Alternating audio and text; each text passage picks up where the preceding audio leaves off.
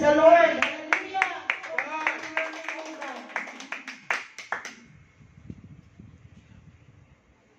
Hallelujah. In His name there is power, sabi nga po. In the name of Jesus, there is power. In the name of Jesus, there is healing. Yes. In the name of Jesus, there is deliverance. Yes. Ano po ba? Hallelujah. Deliverance. Hallelujah, O God. Thank you, Jesus. So sa mga oras po na ito, tayo po'y dumako na po sa pakikinig ng salita ng Diyos. At bago po tayo mag-start, tayo po'y manalangin. Hallelujah, O God. Panginoon, salamat po, Ama, O God, sa biyaya, O God, na pinagkaloob niyo sa amin. Lord, we just thank you, O God. Lord, sapagkat, Lord, dinala niyo po, Lord, ang aming panyapang, Ama, O God, sa panambahang ito, Ama, O God, upang makinig, O God, ng mga salita, Ama, O God. Father, Banal na Espiritu, kayo, O God, ang manguna, O God, sa aming kalagitnaan. Sa mga oras na ito, anumang mga bagay, O God, na nagawa po namin, O God, na hindi kalugod-lugod sa inyo, Lord, patawad po, Ama, O God. Cleanse us, O Lord, with your precious blood, Ama, O God.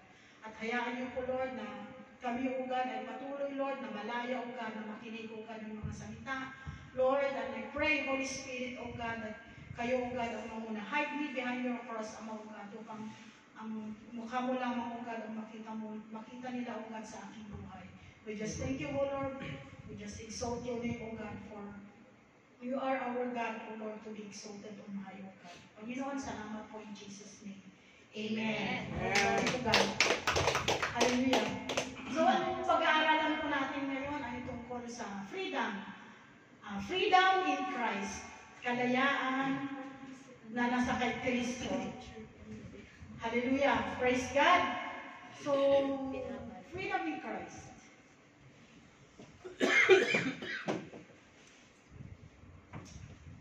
Ang objective po natin dito, ay sabi po dito, freedom in Christ. Yun po ang pamagat ng ating pag-aaral ngayon. Nakikita po natin ito sa aklat ng Galatians 5:1. Sabi po dito, for it is freedom that Christ has set us free. Stand firm then, and do not let yourselves be burdened again by a yoke of slavery. Sa Tagalog po, malaya na tayo dahil pinalaya tayo ni Kristo. Kaya magpakatatag kayo at huwag nang paalipin pang muli. Praise God. So the objective of this lesson today ay each hearer should understand what it means to be free in Christ. To understand from what the Christian is free and from what the Christian is not free. Not free, and in order to be able to exercise the freedom in Christ. Amen. So, hallelujah. Galatians 5:1-3. Pero may kadugtong po yan sa text ko. May 13 pa sana, pero ayaw ko bakit ko natanggal. Ayun pala ituturo ni Brad Saldi. So, praise God. So, makita po natin na sabi niya, it is for freedom that Christ has set us free. Sabi niya, freedom that Christ has set us free. Stand firm and do not let yourself be burdened again by the yoke of slavery. So, naalala po natin, noong unang panahon po, itong Amerika, kaunti pa lang yung mga nakatira doon. So, ang ginawa nila, maraming mayayaman talaga doon sa US. But kulang sila ng laborer para mag-till sa land nila. So, kumuha sila ng mga tao from Africa. Nigeria.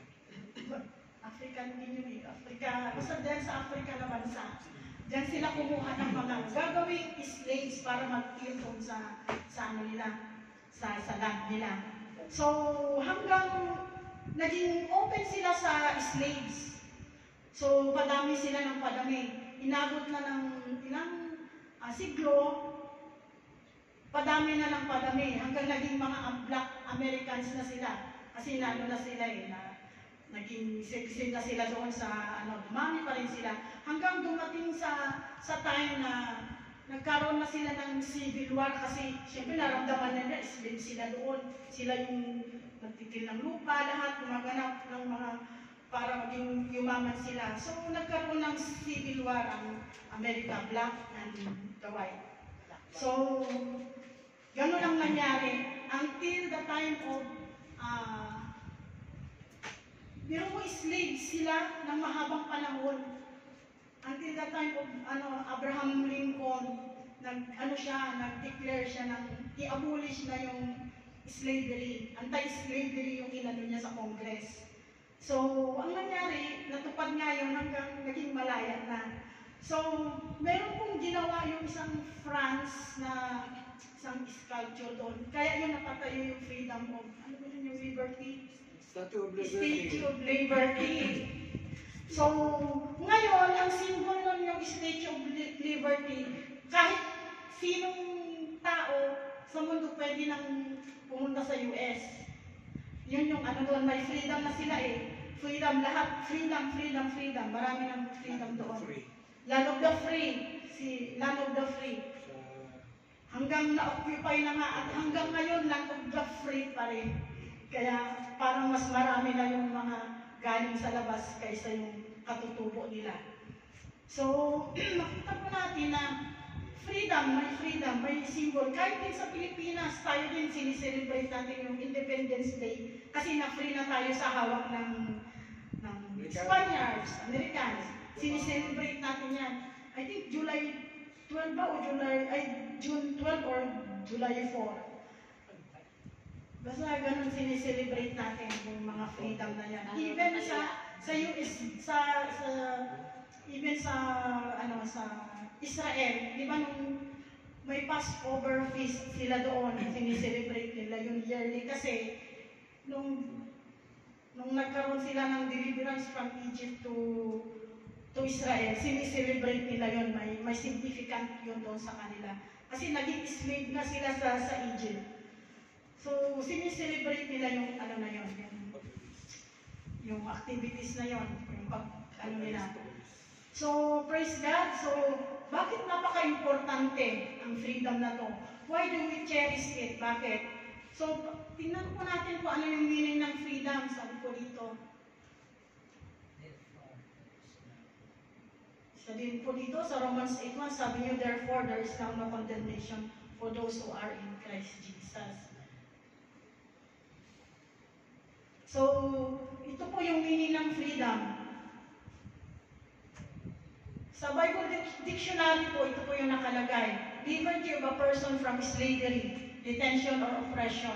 So, isa pa po, capacity to exercise choice. May freedom ka eh. You have the capacity to exercise your choice. The power to engage in certain actions without control or interference. Freedom. We value being free because we don't want to be oppressed. We don't wish to be controlled. We want to exercise our choice. Yun po ang doon. Yun po ang meaning ng freedom. So, praise God. So, makita po natin, even in the book of, yung kay Paul nga, sa book of Galatians, sabi niya dito, Paul calls attention to the freedom of these Christians. The book of Galatians deals with the problem of certain Jewish Christians who were teaching in all Christians needed to obey the Mosaic law. So even sa panahon, kung hindi nila nakilala si Jesus Christ, sinusunod pa rin natin yung law, yung Mosaic law. Ano ba yung Mosaic law? Yung batas na yung batas na inordain ng Panginoon through Moses. Kasama doon yung 10 Commandments. So, kailangan sundin. Yun ang nila, the law. The laws that God gave to the Israelites through Moses. It is, includes many rules and religious observance. So, maraming bawal ganito, bawal ganyan. Maraming So, yung first 5 books nga nandoon, the first 5 books of the Bible, and they call it Torah, Law of Moses. So, makita po natin na madaming rules and regulations na ginawa doon sa Mosaic Law. So, even sa 10 Commandments, sa law na yun, kasama din po yung circumcision. So, your circumcision, kasama din po doon. At hanggang ngayon, it is a practice. Lalo na sa mga lalaki. But in Nigeria, mayroon din circumcision ng mga babae. Pinapractice po nila noon, pero ayaw ko lang ngayon kung hanggang ngayon pinapractice pa nila yun.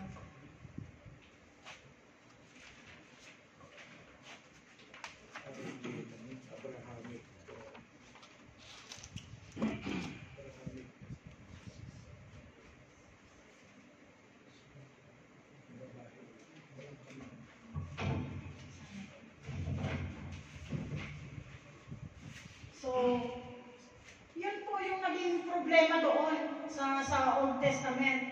Sa New Testament, yung pagdating na ng katuroan ni Jesus. Kasi kahit sila, yung mga unang-unang mga disipulo, kung hindi sila nasira ni Jesus Christ, sumusunod pa rin sila sa batas ni Moses.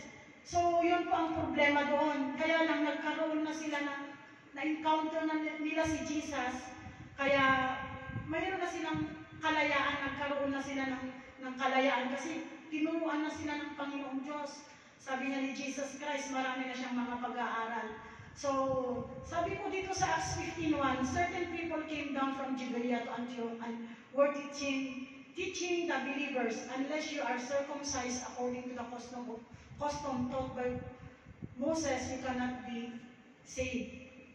May dumating doon na ilang tao mula sa Judea at nagturo sa mga kapatid. Kapag hindi kayo nagpatuli, ayon sa ugaliang tinuturo ni Moses, hindi kayo maliligtas. So, tingnan mo, kailangan mayroong physical circumcision din kasi ito yung sign ng covenant ni God kay Abraham, dahil sinabi din niya sa Moses na kay Abraham na kay Abraham to circumcise was a commandment to the circumcision was covenant made with Abraham, recorded in Genesis 17:10 to 14. So, sa simula pa lang, may covenant na yun, and God spoke to Abraham saying, "This is my covenant between me and you and thy seed after you. Every male child among you shall be circumcised." So, simula pa lang, practice na nila yan.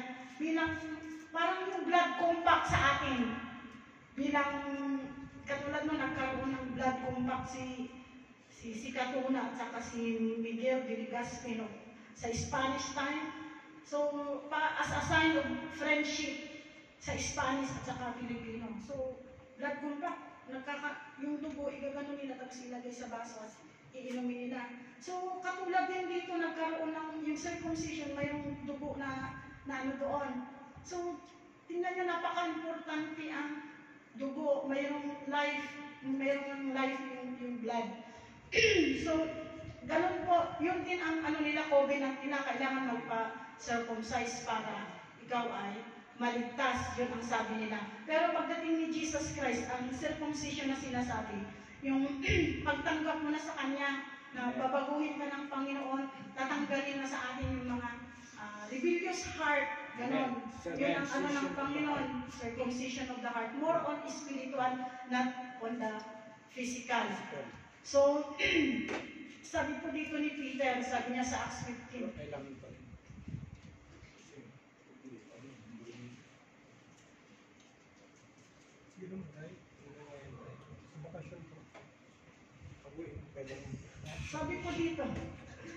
Sabi po ni Peter, Acts 15, Peter said in that chapter, "Now therefore, why thank you God to put a yoke upon the neck of the disciples, which is neither our fathers nor were able to bear." So, bakit sinusubok ninyo ang Diyos? Bakit ninyo iniaatang sa mga mananampalataya, isang pasanin hindi na kayang dalhin ng ating mga ninuno at hindi rin natin kayang pasanin? So, makita po natin, tingnan mo sa habang panahon, sumusunod sila sa mga batas. Sa batas, di ba napakaano yun? Paano kung lumabag ka sa isa? Kung lumabag ka sa isa, lumabag ka na sa lahat.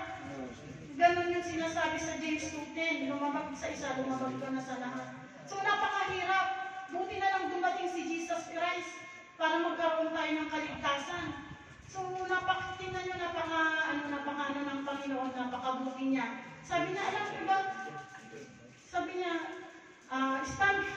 sabi ni Paul dito, Paul wrote here in Galatians 5:1, stand fast, therefore in the liberty wherein Christ had made us free, and be not entangled again the yoke of bondage. Ano ba yung sinasabi sa yoke of bondage? Pag-imagine niyo yung kalabaw, bago niya matapos yung field na araruhin, mayroong nakalagay sa liig niya. So, ayaw ng Panginoon ng ganun bago natin na tayo makarating kay Panginoon. Mayroong nakaano sa liig natin bago makarating. So, tinanggal ng Panginoon yun. So, sabi niya sa New Testament,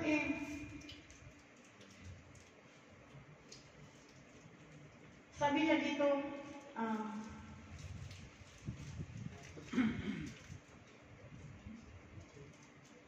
sa Matthew, sabi niya dito sa Matthew 11:28. Ano mo nga dyan?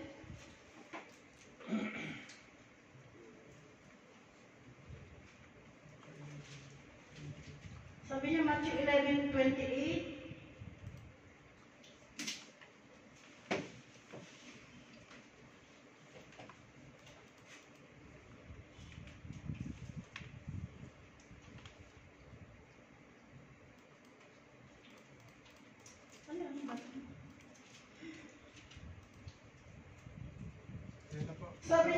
Sabi niya dito sa Matthew 28, sabi niya, come to me all who labor and are heavy laden, and I will give you rest. Take my yoke upon you and learn from me.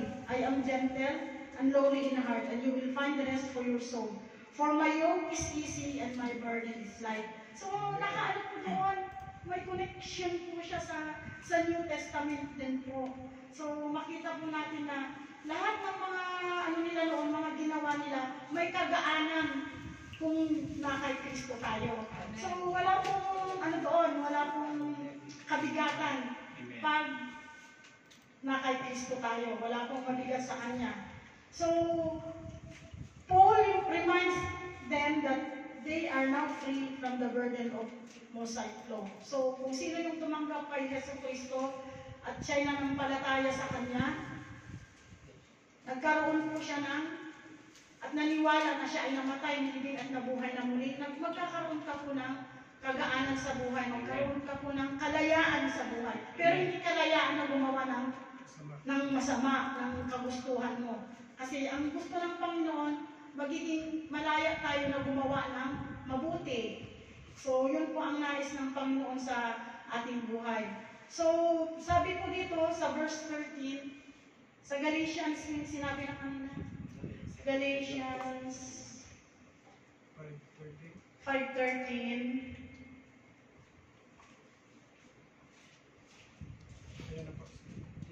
Galatians 5:13. You, my brothers and sisters, you were called to be free, but do not use your freedom to indulge flesh, rather serve one another humbly in love. So, makita po natin dito na gagamitin lang natin yung freedom natin to serve one another. Kasi ano ba yung sinabi ito? Noong unang panahon, i-obey natin yung 10 Commandments. Pagdating ni Jesus Christ, hindi naman yung na-dissolve. Kasi he did not come to abolish the law, but to accomplish the law. Sabi niya, kinondense na niya sa dalawang law. Sabi niya, thou shalt love the Lord with all your heart, with all your soul, with all your strength. Yun ang sinabi yun. Kinumbay niya na yung pangalawa, thou shalt love the Lord yourself as your neighbor. O, na-condense na siya ng dalawa. Hindi pa rin niya dinisolve yung una. Bakit? Alam niyo po, mayroong ano yan, hindi magkakakontradict yung ginawa ng Panginoon. Kasi sinabi po niya na kung tayo namumuhay sa grasya ng Panginoon, yung batas na pinapautos ng Panginoon sa Old Testament, kaya natin gawin. Amen. Kasi yung Holy Spirit nandito na sa atin. Correct. Siya yung nagbibigay sa atin ng kalakasan na kaya natin gawin ito. Kasi yun yung Holy Spirit ang kasama natin sa panahon ngayon. Tama. So makita natin na wala po tayong ligtas na, ay, itong batas na to, ganun, hindi eh. Kaliwali. Hindi natin ikaliwali kasi hindi siya pwedeng, ano sabi, came to, Yes. not to abolish but to accomplish the law. Yes. So, yun, hayaan po natin na ang banal na Espiritu ang mag-control sa atin kasi kaya natin gawin yung mga commandments na yun. Amen. Yun po ang ano ng Panginoon. Christians are free but they are not free from everything. Sabi ko nga dito, sabi ko sa Biblia, everything is permissible but not everything is beneficial. So, permissible man lahat, pero hindi lahat ay kailangan. Not everything is beneficial. Do what you want. Hallelujah. So, yun po ang ano ng Panginoon. Hindi lahat ay permissible, but not everything is beneficial. So, ano po yung relationship natin bilang isang Kristiyano to freedom? Sabi po dito, freedom in Christ means freedom from sin. Yes. Sinabi po sa 1 John 8:31 and 32, then Jesus said to those Jews which believe on Him, if you continue in my word, then you are my disciples. Indeed, you shall know the truth, and the truth shall make you free. Amen. So, tingnan nyo, ang haba ng panahon ng kanilang paghihirap, na kailangan sundin mo ito, sacrificially sundin mo yun, nakakapagod. May naalala ako isang kapatiran, nag-convert kasi siya na Muslim. So, karamihan kasi ng mga ano nila, puro sakripisyo din yung gagawin mo doon. Punta ka doon, ikot, ganyan. Sakripisyo. Sabi niya, nung nag-born again na siya, sabi niya, nakita niya na yung difference. Nakita niya. Nag-Muslim muna siya, tapos naging born again. Sabi niya, nakita niya na yung difference. Sabi niya, ay grabe pala yung sakripisyo kong ginawa. Hindi matawaran. Samantalang daw nung tinanggap niya si Jesus, ganun lang pala yung gusto ng Panginoon sa ating buhay. So, kasi kung nag-work ang Holy Spirit sa'yo, kaya mong gawin yung mga sabihin mong sinasakripisyo mo. So, the Holy Spirit will help you. Siya yung partner natin na tutulong sa'yo na ma-accomplish yung pinapagawa ng Panginoon. Hindi na kailangan na mag-sacrifice ka para ganun, hindi. The Holy Spirit will help you. So, praise God. And the truth will set you free. Sabi ko dito, mayroon pa akong illustration dito na every person in the world is born free to choose. So, ang Panginoon naman natin na magaling ang Panginoon na binigyan pa rin niya tayo ng freedom to choose. So, mayroon po isang isang magnanakaw sa bangko.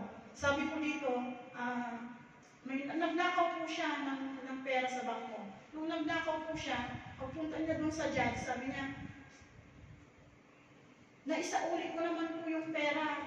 Pwede po ba patawarin mo ako? Sabi niya. Sabi niya, hindi mo pwedeng sabihin, hindi po ako nagnakaw, hindi po ako yung kumuha. Kasi may mga nakatagong camera doon sa bangko, hindi mo pwedeng sabihin, hindi pa ako nagnakaw, hindi mo kasi may bangko, patawarin mo na lang po ako kasi, naisauli ko naman po yung pera eh. Hindi mayroong mayroon pa rin pataw doon sa ginawa niya. So may pataw pa rin, kailangan pa rin siyang magdusa, or something. So, ganun yung napakahirap ng unang panahon. So pag dusahan mo yung kasalanan mo, yun ang yun ang punto doon, kahit sinauli mo na yung pera, kasi yun ang ng judge. According sa batas na sinusunod sa judge ang magsasabi, magpaparusa sa'yo. Ngunit, nung dumating na si Jesus Christ, sabi niya, nung dumating na si Jesus Christ, humingi ka sa kanya, mag-repent ka, huwag mo nang ulitin, papatawarin ka niya, huwag mo nang ulitin, mag-repent ka, kung ano yung ginawa mo. Kasi nandiyan yung Holy Spirit sa'yo eh. Kaya kung ano man yung mga ginagawa natin na hindi ka lugod-lugod, kaya natin i-overcome yun through the help of the Holy Spirit. Sabi mo, give me the grace. Kung namumupit ka man nung unang panahon, ng mga ganitong panahon na yan, At mayroon pa rin minsan traces sa buhay natin na hindi ka lugod-lugod. Panginoon, bigyan mo naman ako ng grace to overcome those mga mali kong ginagawa. Kasi gawa ng flesh yun, yung mga bagay na yun na hindi ka lugod-lugod sa Panginoon. So, sa panahon natin ngayon, sabi niya, hingi po tayo ng forgiveness. But, ang ano doon, lahat ng kasalanan kasi, mayroong consequence. Malaki o maliit, may consequence. But praise be to God again. Kasi bakit tayong mga anak niya, yung mercy ng Panginoon nandyan. Hindi ka pa rin niya i-ano sa judgment na o kasalanan mo, mamatay ka dyan. Hindi siya ganun. The grace of God is there. Yung mercy ng Panginoon nandyan. So, ililigtas ka pa rin niya. Basta humingi ka lang ng repentance, huwag mo nang ulitin. Pero iba na yung paulit-ulit. Ano na yun, parang bandage na yun, paulit-ulit. I-ano na natin yan sa Panginoon, i-surrender na natin yan. Kasi mahirap, i-surrender natin yan. Yung mga paulit-ulit na mga ano na yan, ng kasalanan. So, lahat po ng kasalanan na yung consequence. Yes. Yun ang ano doon. Amen. Yun ang sigurado. Pero, hindi tayo kaagad ng ano, huwag na nating hayaan. Bukas, ayoko magpatawad ganito. Huwag na natin iabot ng ganun. Kasi, sa habang panahon, nagkakaroon ng, ano yun, nanganganak yung mga kumikilos doon sa, hindi naman kasi yung tao ang kalaban natin, yung spirit na nandoon, hindi yung tao, yung spirit na kumikilos. Kasi wala namang mawawala eh. Sige nga, humingi ka nga ng sorry doon. Sabi ko, naalala ko meron yung isang Nigerian namin, medyo mataas eh. Ito ng mga Kristiyano lahat. Sabi niya, ate, sabi ko sa kanya, wala namang mawawala sa'yo kung gawin mo to. Kasi yung mga doktor kasi namimili ng nurse din. Sabi niya, gusto ko Pilipino kasi maayos, malinis, ganito, ganyan. Maglilinis kami, aftercare, ng ano. Tapos siya, tinuturuan ko siya. Sabi niya, tinuturuan ko, ate, linisan mo din ito. Ganito, ganyan, linisan mo. Wala namang mawawala kung ayusin mo, i-aftercare mo yung mga ginamitan ng doktor, ganito. Wala namang mawawala. Sabi ko, bakit? Siguro hindi mo yung ginagawa sa Nigeria. Pumunta kayo dito para, siyempre, dito, ano ba yung ano natin dito? Nagtatrabaho tayo dito. Sabi ko, gawin natin, wala namang mawawala. Sabi ko, ngayon sabi niya, ate, lumipas ng isang buwan, sabi, thank you. Meron na akong permanent na doktor. You see, kasi inaayawan sila kasi mayroon silang karakter na parang ayaw nilang magpababa. So, ate, thank you. O, meron na akong permanent doktor. O, di nagustuhan na siya ng doktor. Kasi mayroon talagang, hindi man tayo, mayroon din tinuturo ang Panginoon sa atin eh. Pakumbaba ka kasi nandito tayo sa bansa nila. Minsan pa lang. Wala namang mawawala. Kasi kung linisan mo yung table, ayusin mo yung ano doon, walang mawawala sa'yo. Kasi bilang isang Kristiyano nga, sabi nga eh, paano ka maging mabuting mamamayan kung katulad nun, yung mga mamamayan, Kristiyano na, tapos kung saan lang itapon yung pinagkainan, hindi itapon dun sa basurahan mo. Nagkaroon po kami ng encounter minsan, sabi ng pastor, paano kayo mabuting mamamayan? Pagbukas nyo sa bintana ng sasakyan nyo, itapon nyo yung tissue, itapon nyo yung nagbalatan.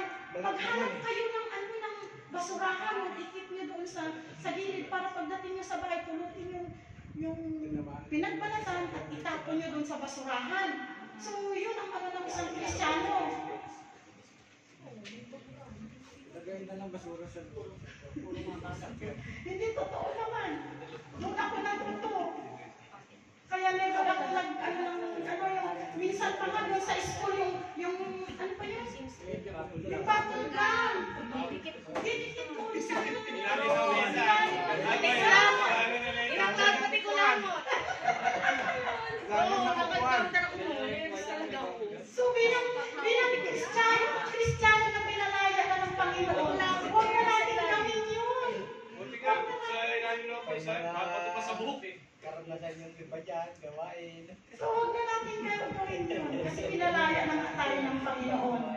Mababulgam na yun ah. Baka daw reserve. Ha? Reserve pa daw. Pwede, tapos ibalik ulit. Kadiri. Yung iba, wala naman Pero tapunan. nakakatawa yun yung mga bata. Iba'y na Pag maglinis ka, puno ng ilalim ng mesa. Nagtatapon ng basura sa loob. Sige, taas ko lang. Tingnan yung sakyan ko. So paano nila malaman na ano ka, tagasunod ka, Kristiyano ka, tapos makalam naman yung tapon mo sa labas, doon sa bintana ng ganun. Pwede ba yun? Hindi yan. So may mga practical ways to kill sin every day. Sabi po dito, practical ways to kill sin every day. Sabi, pray for the Holy Spirit's conviction and help. So ito po yung sinasabi ko na kung hindi natin kaya, may mga bagay na hindi natin kayang isurrender, ibigay, ask natin yung ng Holy Spirit, yung help ng Holy Spirit, kaya natin ibigay yan, the grace of God, kaya natin, yan, lahat ng mga bagay ng Holy Spirit, turuan mo ako, isurrender ito, hindi ko kaya ko. So, yun po ang napaka-importante. Practice regular confession.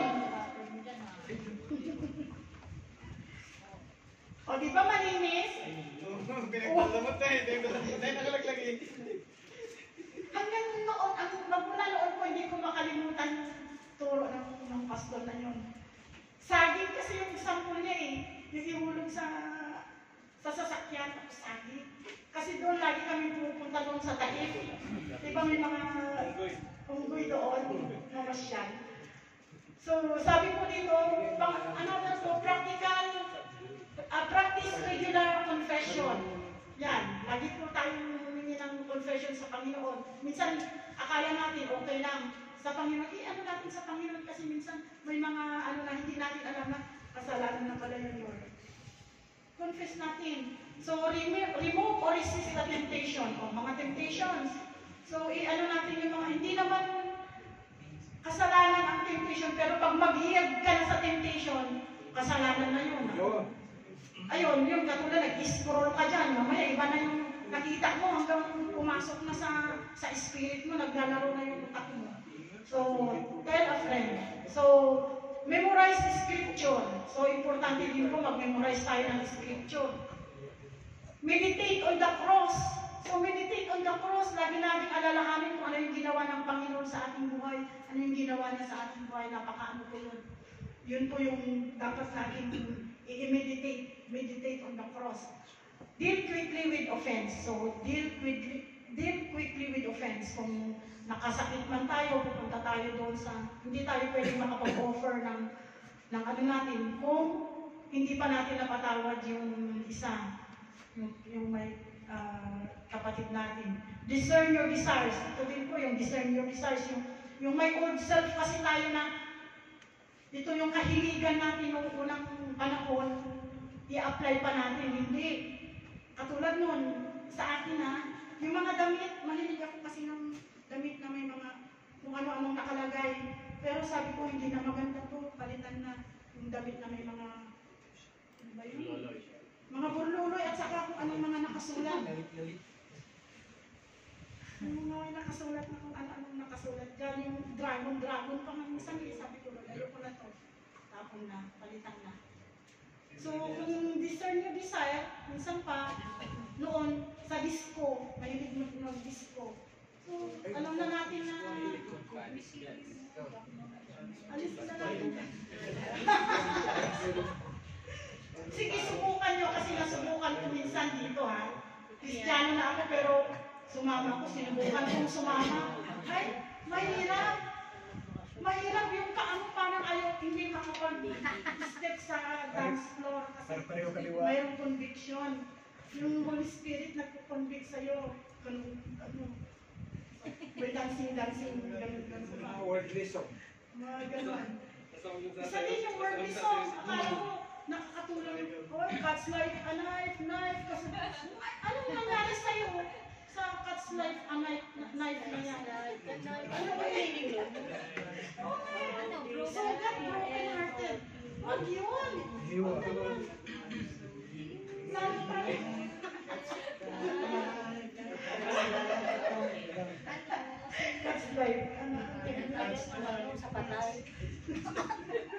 Tapos, help someone in need. Praise and thank God. So araw-araw tayo magpasalamat. Pagising natin sa umaga, magpasalamat tayo. Ano mang mga bagay, hihinga, lugar na pupuntahan natin, ipag-pray natin yung lakad natin, yung mga workplaces natin, Lord. Control mo yung mga customer namin ngayon. Control mo sila. Ano natin agad sa Panginoon. Kasi yung mga customer talagang may mga bit-bit yan. Mga kaunting, kaunting may narinig lang sa sayo, mamaya sasakmalin ka na niya. Kaya ibigay natin kaagad yung araw natin sa Panginoon. Ito, watch your words. Watch your words. So think before you speak daw. Sabi nga bago mo sabihin, bago ka magsalita, ano mo muna yung sasabihin mo, kung okay ba yun o hindi, nakakasakit ba yun ng damdamin ng kapwa ko. So, i-examine muna natin yung natin. Baka nakakasakit sa kapwa. So, yun.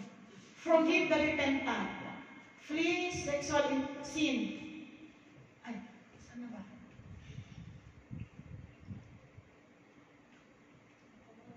Saan na tayo dyan? Wala dito. Wala na. Ayun. Pass. Isa pa rin. Preach the truth to doubt, fear, and unbelief. So, kailangan natin ibahagi natin ang magandang balita at ano yung katotohanan. Yun ang ipamalita natin, yung totoo. Deal with your anger. Ayan, deal with your anger. Minsan, sabi nga huwag mo nang hayaan na umaga mo pa yung anger mo. Kung mag-asawa ka, usap na kayo. Ganun yun. So, kasi nakakagaan sa heart. Aim to please Christ. Yan lagi ang natin, i-aim natin na malugod ang Panginoon sa lahat ng ating ginagawa. Kahit maliit man yung mga ginagawa natin, Lord, nakaka-glorify kaya itong ginagawa ko. Kahit saan ka pumunta, Lord, okay ba yung pinuntahan ko, nakaka-glorify ba? Yung decision ko, okay ba sa'yo? Nakaka-glorify ba? So, ganun po ang natin. Remember God's work to save you. So, kailangan natin, kung ano yung ginawa ng Panginoon sa atin, lagi natin alalahanin kung ano yung ginawa niya sa buhay natin. Then, other one, follow Jesus. Yun po ang nais ng Panginoon sa ating buhay. Follow Jesus. Follow Jesus. So, praise God.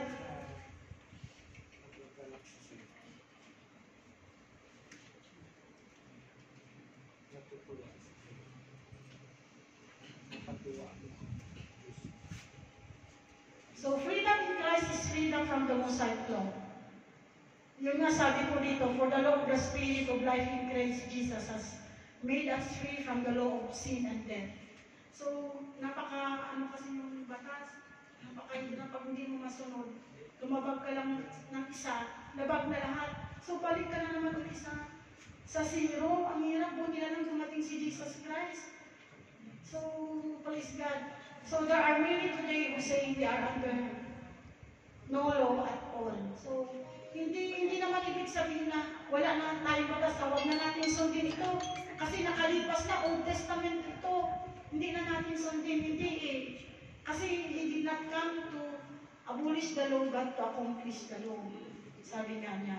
But to be under no law is to be under sin, because sin is lawlessness. Kung namumuhay pa tayo sa kasalanan, wala tayong sinusunod na batas, hindi natin sinusunod yung ng Panginoon, yung katuruan niya, yung salita niya. The Christian is no longer under bondage to the Mosaic law. Tayo, pinalaya na tayo ng Panginoon. Wala na tayo sa bondage to Mosaic law. So, praise God, through Jesus Christ. Sila Peter, Paul, James po, considered themselves bondservant to God. Kasi sa hiling pa lang ng mga aklat nila, I, Titus, the bondservant of Christ, lahat po sila bondservant of Christ. Doon po lagi ang mga nila, ang parang naka-address sa kanila sa mga pangalan, bondservant, lagi ganun. Kasi they are slave to righteousness. Kasi yung mga tinuturo nila, kabutihan na yung mga tinuturo nila, katuwiran ng Panginoon.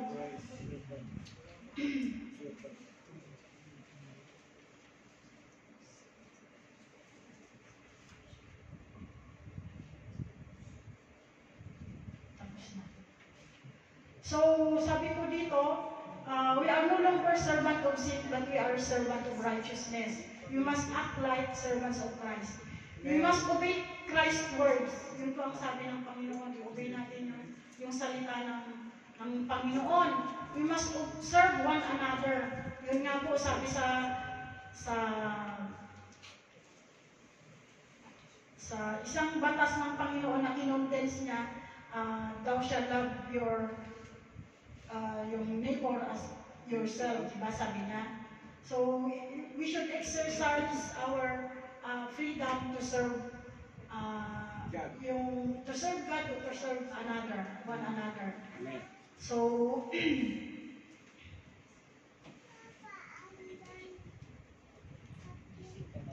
praise God. So, yun po ang nais ng Panginoon. Sabi po dito, freedom in Christ does not mean freedom from Christ.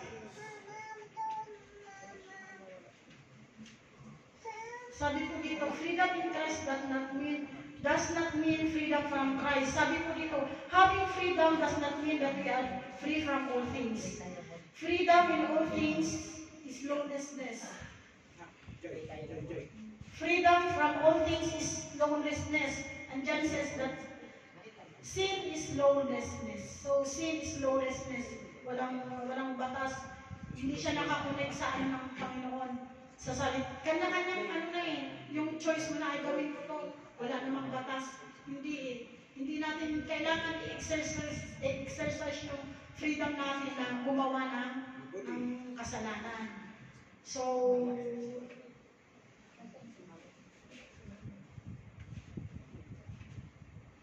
sabi po dito, Christian is in bondage to Christ.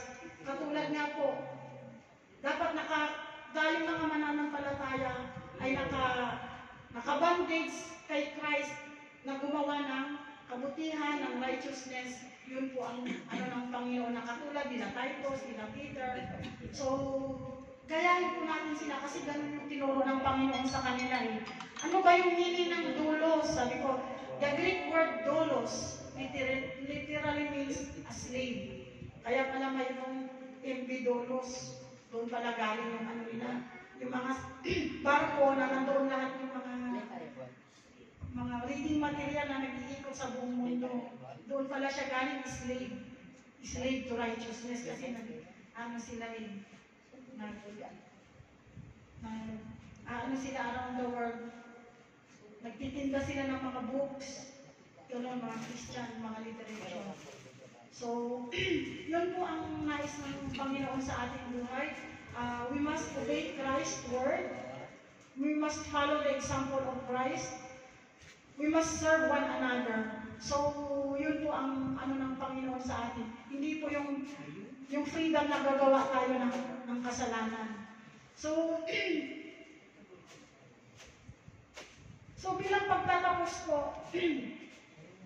bilang pagtatapos po ng ano na to, pag-aaral natin, gera na naman tayo magtatapos. Kasi doon sa North at saka South Korea, di ba nagkaroon ng gera yan, dalawang ano na yan, kasi gusto ko nilang mahapon yung ano nila sa North at South. So, at ang nangyari noon, yung hinati nila North Korea, South, yung North Korea ang tumangki sa kanila, China at saka Russia. So, maraming namatay noon. Kahit sa South Korea, marami rin namatay. Ang tumulong naman sa South Korea, mga Americans. So, makita natin na ang bansang ito ay nahati at hindi natin alam kung kailan uli sila mabubuo. Napaka communist at saka democratic. So, makita natin na maraming nawalan ng buhay, maraming Maraming horror na nangyari sa ano na yan, sa war na yan. Korean War nga eh, noong time na yon. So, itong Amerika, nagpatayo sila ng parang mga statue ng mga soldier ng mga South Korea na basta marami silang pinatayo na statue doon sa Washington DC. Saan yun?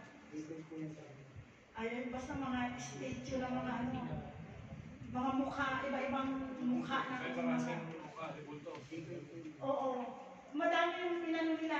Tapos sa gilid ng ano na yan, tingnan mo, it takes blood na naman para magkaroon ng freedom. Kita nyo? Blood na naman para magkaroon ng freedom yung ano nila bansa. Kaya tingnan mo, di nagkaroon nga ng yung mga state doon sa Korean War.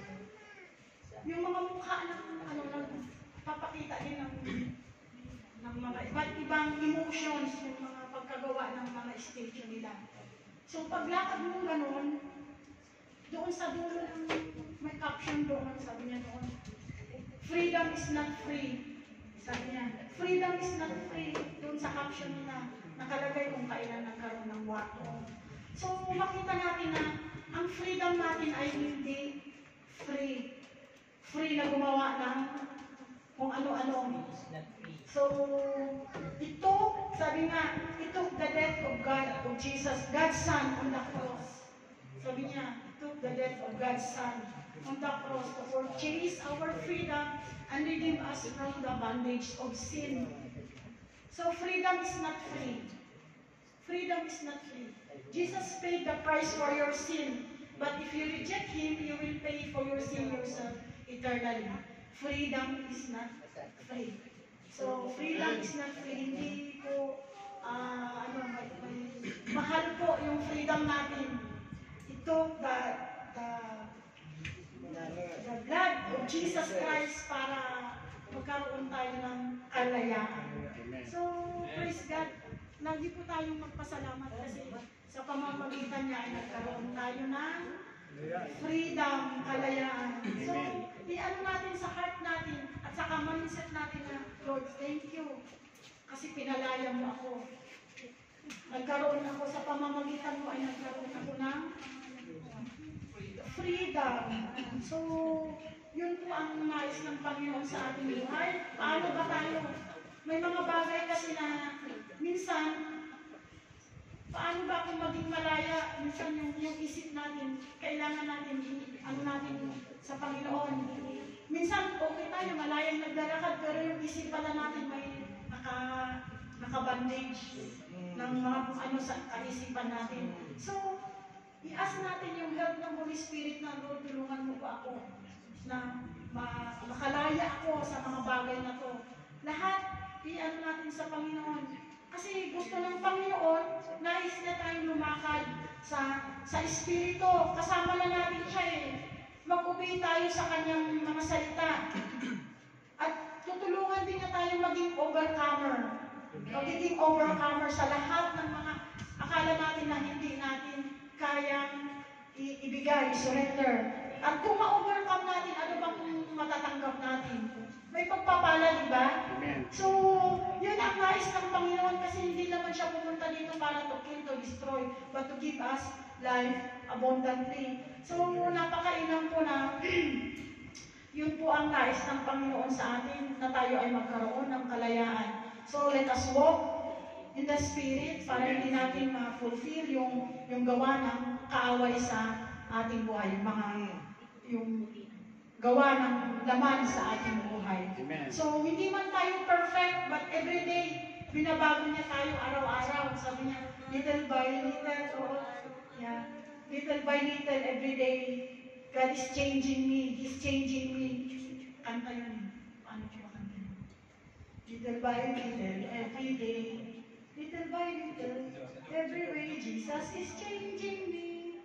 When I nag-turn about face, binabago pa rin niya ako. Every day, araw-araw, binabago niya tayo. Araw-araw. So, praise God, until we reach perfection, pagdating ni Jesus Christ, doon pa lang tayo maging perfect pagdating ni Jesus Christ. Amen. So, Amen. lahat ng bagay, i-ano natin sa banal na espiritu. Kung wala ang banal na espiritu, hindi tayo magiging overcomer. So, yun po ang ano ng Panginoon. Hallelujah.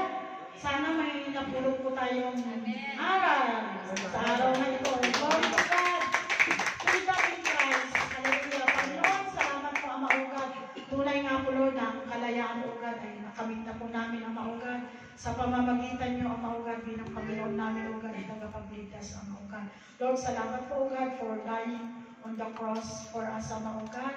Lord, bawat patak, O God, ng iyong dugo, O God, sa cross ng Kalbaryo, O God, ay mahalaga, Ama o God, sapagkat, Lord, sa pamamagitan nito, O God, ay nagkaroon kami ng kaligtasan, katagumpayan. Lord, lahat po, Ama o God. Lord, kayamanan, Ama o God, kapayapaan, Ama o God. Hallelujah, Lord. We just thank you, O God, for all these things, Ama o God, na binagkaloob niyo sa amin. Thank you, O God, and we pray, O God, that you will just continue, O God, to show us great and mighty things, O God, na hindi pa po namin nalalaman. Panginoon, thank you, O God, and this we pray in Jesus' name. Amen.